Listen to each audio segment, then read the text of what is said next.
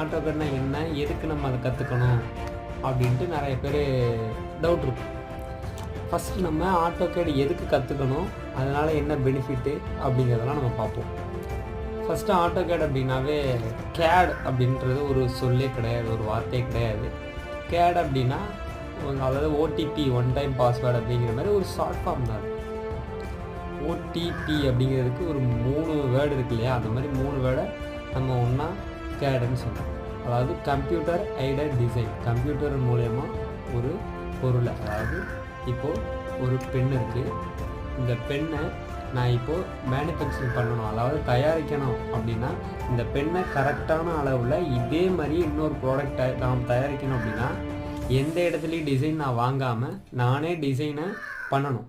அப்படி இல்லைன்னா இந்த கம்பெனிக்கு போய் நான் இதோட டிசைனை கேட்கணும், அப்படி தானே. இப்போ நான் இதே மாதிரியே ஒரு மாடலில் வேறு ஒரு